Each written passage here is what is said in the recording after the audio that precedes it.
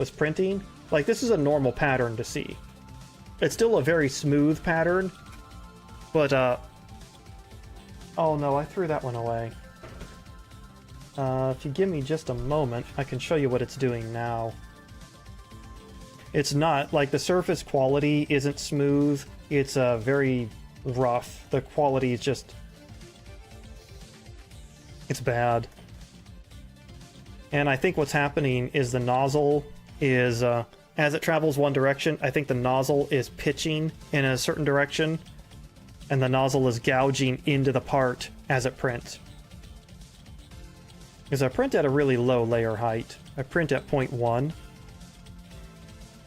I don't have to print at 0.1, but it's easier to tolerance small, intricate parts at 0.1 than it is at 0.2. So the things that I need to work and the things that I need to fit together correctly just work better at 0.1 than they do at 0.2.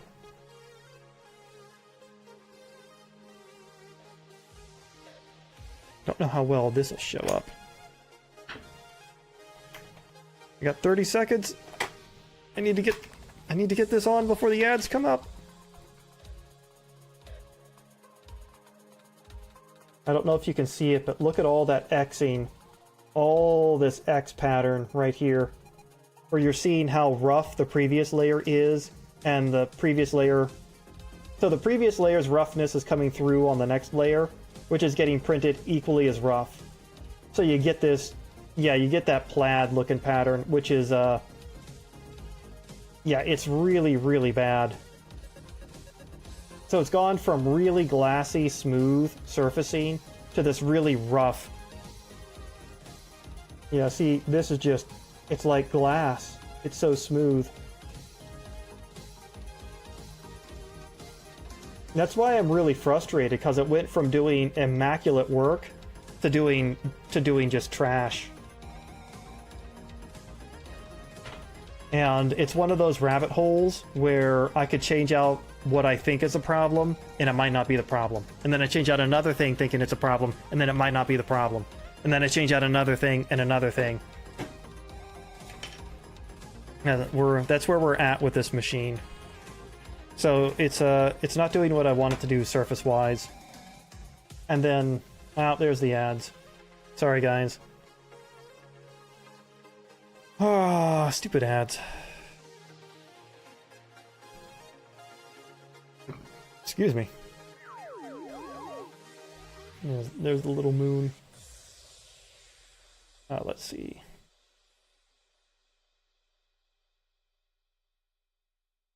There's my line from Tangent.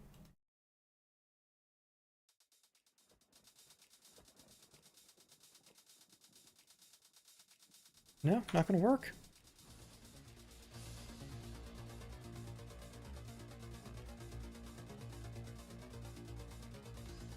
Oh god, is this flat? Yeah, it's flat. Okay. I was gonna say, if that's not flat, I'm about to cry.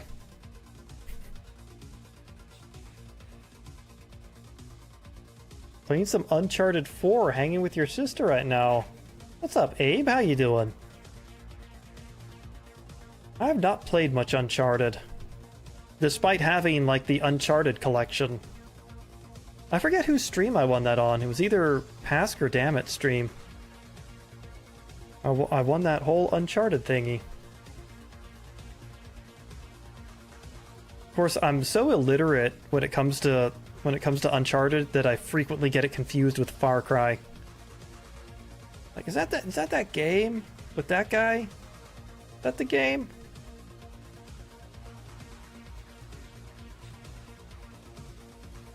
The Ubisoft game.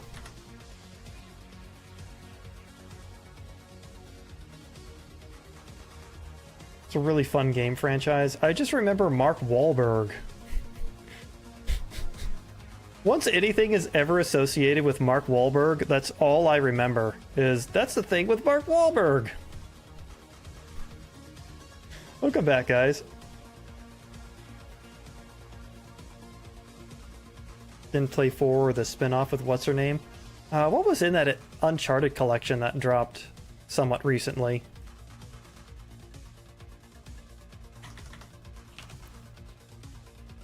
What am I doing? Yeah, that's what I thought. That line was completely broke. Well, it doesn't have to be completely on point, does it?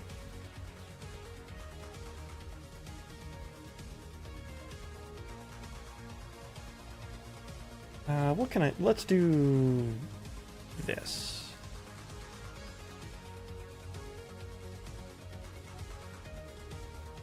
Position and tangential. No. Tangent.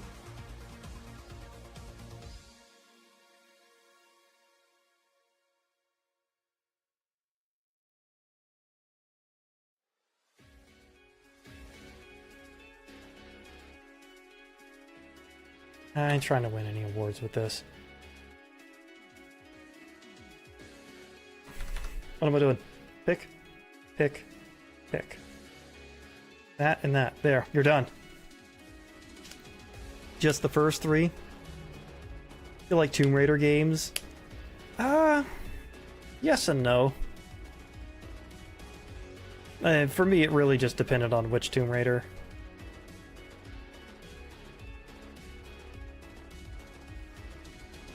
Wait. What'd I just do? That goes away. This goes away. This gets deleted. Nope. Oh, I just cut a straight... Okay, I see what I did there. Of course, our alignment is different this time. For whatever reason, I thought you wrote Turbo Raider. And I'm like, that sounds like a dope game. Turbo Raider.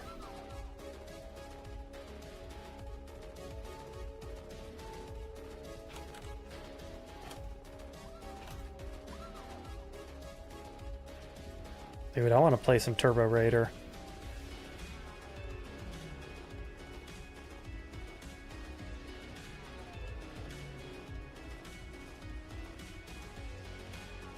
We're listening to the soundtrack right now to Turbo Raider, if you didn't know. That's how incredible the game is.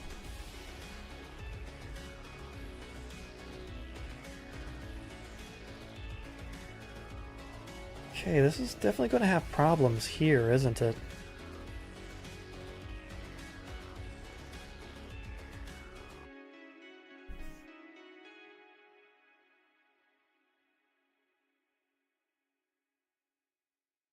I guess we could cut more of this out, but this really is the guide that keeps this traveling correctly.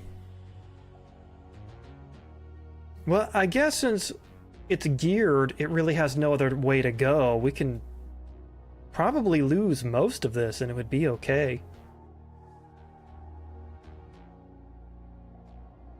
I mean, we're going to have to lose most of it if we do it like that. I don't even think that's a millimeter.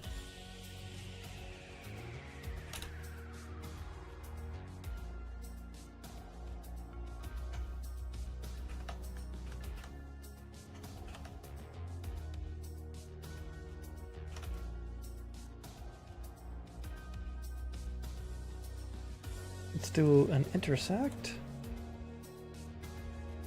Roughly 0.548. Yeah, that's not even a millimeter. At the absolute barest minimum, we can get away with 0.8 on the shell walls.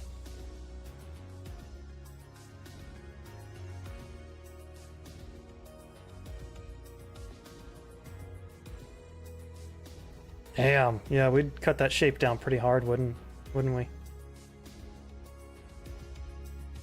It's 0.8 right there. I mean, I guess it's okay.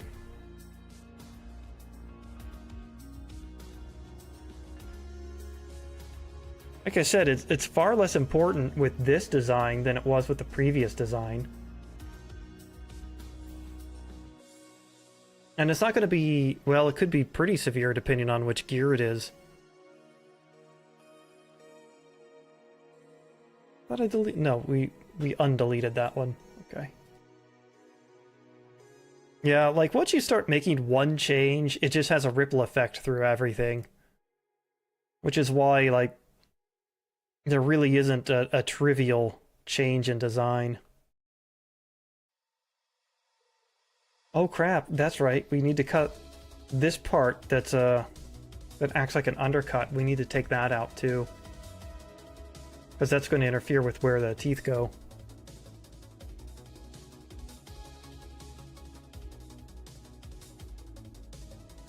Let's get these in place.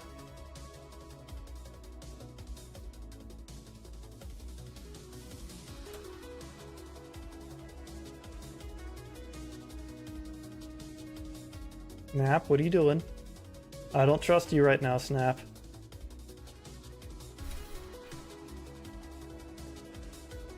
I trusted Snap when it was extrude. I should have been doubtful about.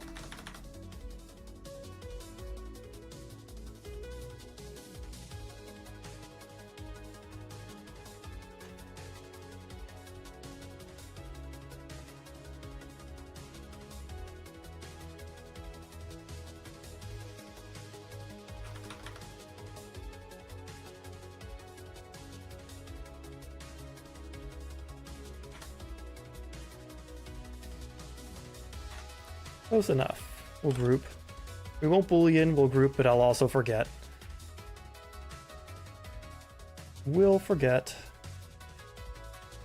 Alright, so far off to a much better start than what I had from earlier today. Alright, we don't need any curves right now. No curves. Oh, damn it, except for the one that we did need.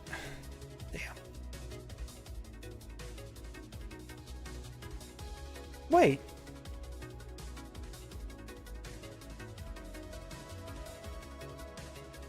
Wait, where did these come? Wait. No. What happened to the new ones? Where'd the new teeth go? Where are the old teeth back? There's the new teeth.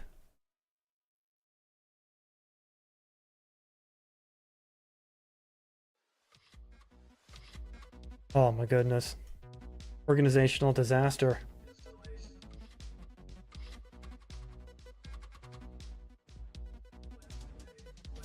Alright, don't need you. Go away.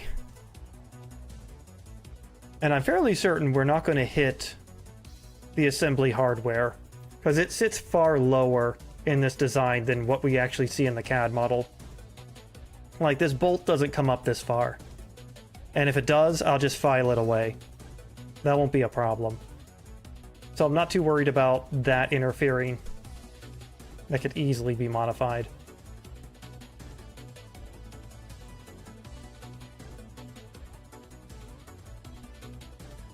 What am I trying to see here?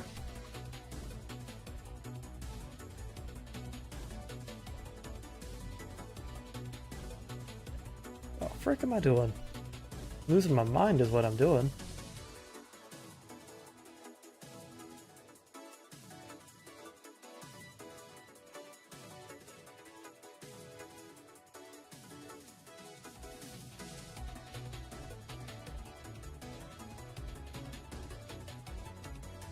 Alright, so we continue this line, and then everything from here gets cut.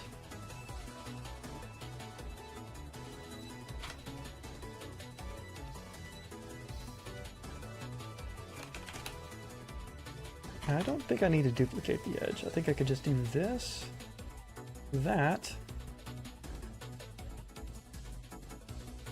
and that.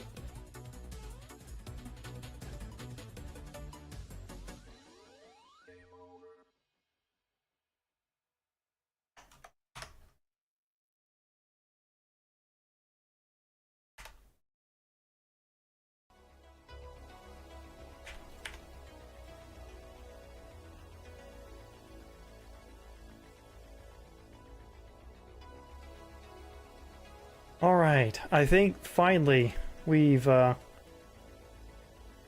arrived at our first part. God, that was a fair bit of work. And whether or not it works is yet to be seen. But just to give you an idea of how small this is, from here to here is a millimeter. That's a millimeter across that. If there's any idea how small this is going to be. We'll just export this real quick. Throw that to the desktop. STL. Let's call it this. Now I haven't built... I usually have to build a custom support structure for it. It's so small. Yeah. It's very, very tiny.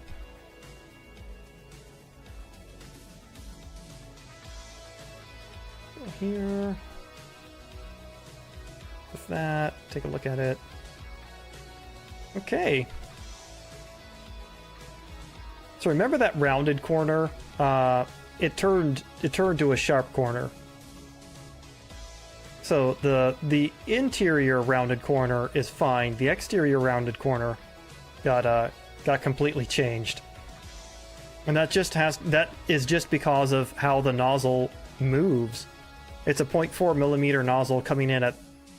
So like this angle here, it's a shallower angle than 90 degrees, so that 0.4 millimeter nozzle isn't going to... It's not going to love that corner so much, especially at this size. So that's why I go through the effort of trying to round those corners out, because then the slicer is going to change it. And it's going to print a little differently. Yeah, I need to build custom support to hold that overhang. That overhang's very important. That's what actually keeps the... that tiny little overhang times 4 is what keeps the lever from pulling out. Make whatever jokes you will.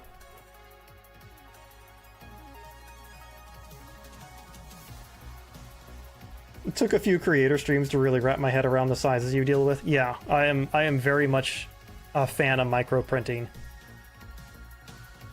Love microprinting. This is the size of my printer bed. This is a 1-to-1 with my print bed size, and this is the size of the part that I'm printing. This is 12 inches by 12 inches square. And that's what I'm printing. Actually, I have a little less. Because I'm using the right nozzle, I'm losing about 1.5 inches.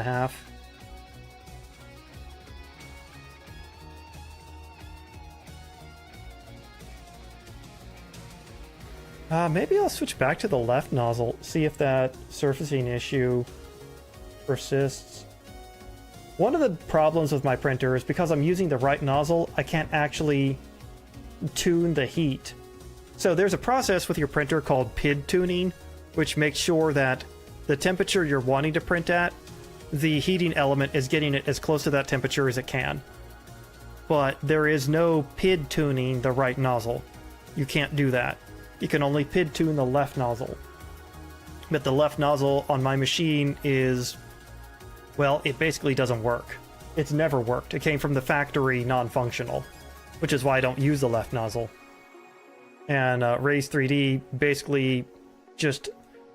I kept bringing it up to them, being like, hey, this doesn't work. And they just kept accusing me of not knowing how to 3D print. They straight up told me I didn't know how to print. Rather than there was nothing wrong with their machine. That was their way of getting out of having to admit there was something wrong with the machine or that the machine was defective.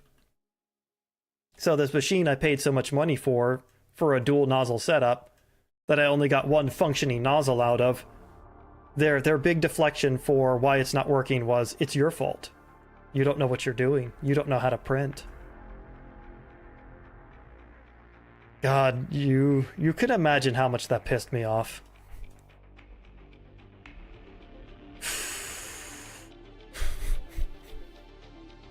I was pretty mad.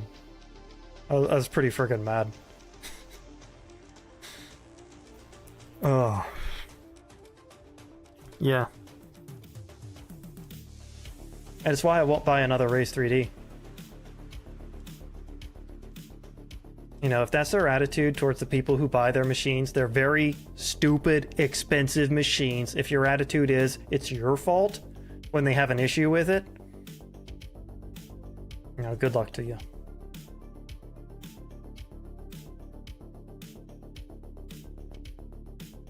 But I'm not bitter about it at all.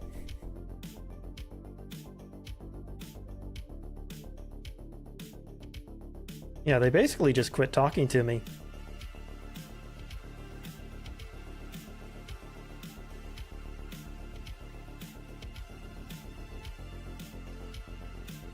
So which teeth aren't important?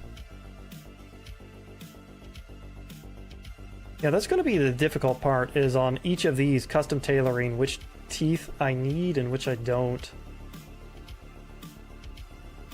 And I just realized I might have trimmed one too many on this one. I think I made a mistake.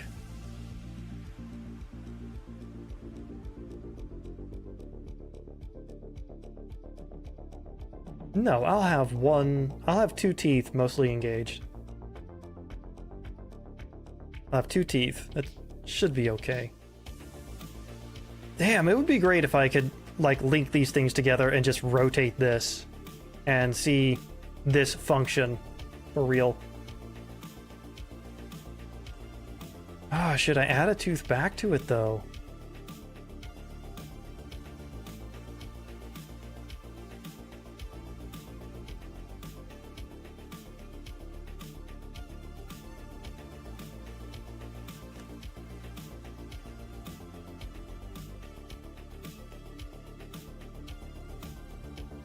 Oh, right, it doesn't center correctly, does it?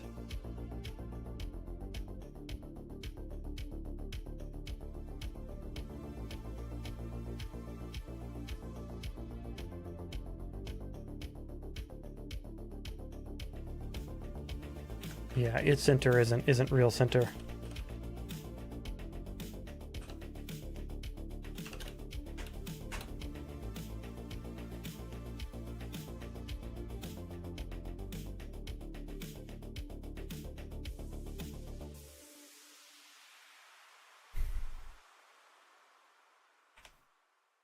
Oh.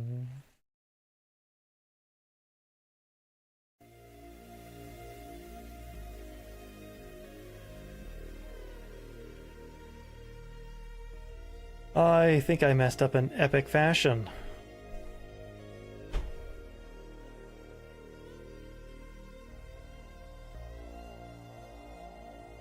I used a bounding box to find the center of this thing, but the bounding box is dependent on where these particular teeth are, meaning the center can be very different. The center changes depending on its rotation. As the bounding box. Oh my god. Oh my god, chat. I think there's a strong likelihood that I have to do this again.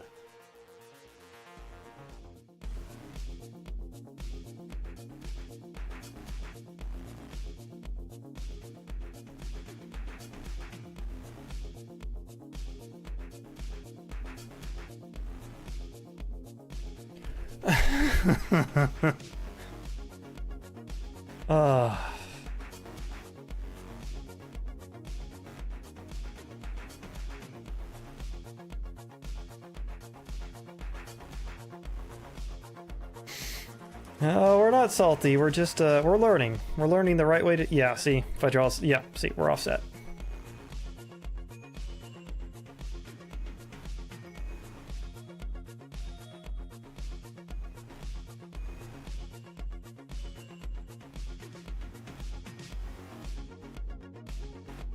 That's right, because this isn't centered correctly, because it's not... If it were perfectly symmetrical... Yeah, it's trial and error. And plus, we're not really doing it the right way. I'm not actually using a gear generator, because again, my concern is the gear generator doesn't understand what I'm trying to do with the printer, and it will make teeth that are so fine, they'll probably get chewed up real quick, or not even print well at all. So that's why I'm using this to approximate a gear, rather than actually make a gear.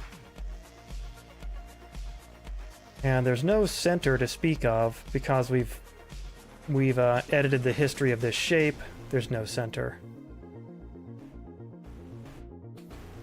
And its bounding box depends on where these are in rotation. So we've got a peak here, but we have no peak matching it here, here, or here. So it's an asymmetrical shape.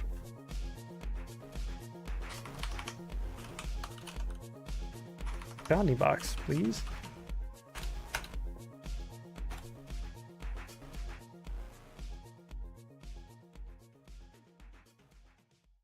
Yeah, so now I'm going to rotate this.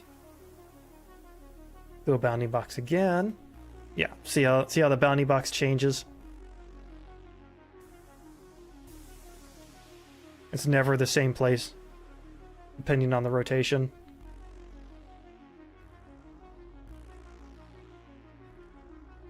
Even the shape itself kind of moves around from left to right as you spin it.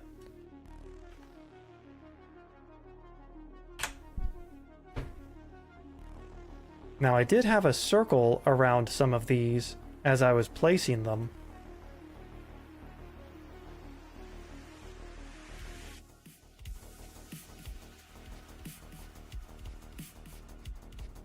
So that should be offset. But if I do this, project please. Center. Intersection. And now if I rotate that, yeah. Now it's centered, now it's circular. Okay, now I did rotate these with that circle, so I think that's fine. We did do that. Let's grab that again, bring it over here.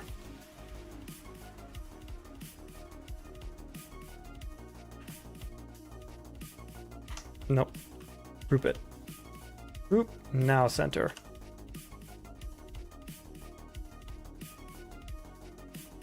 Now rotate.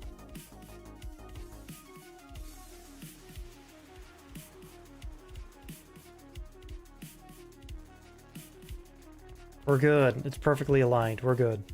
Yeah, no. That's all I wanted to see. I wanted to see if that tooth we lost was of any importance, and no, it isn't. It's completely unimportant.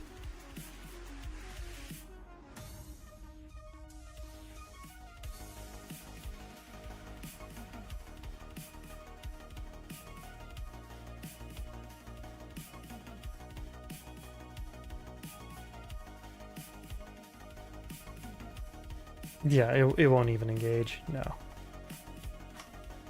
Look me. This is me digitally doubting myself. I think we're fine. I think we're fine. I just kind of brain farted there for a minute.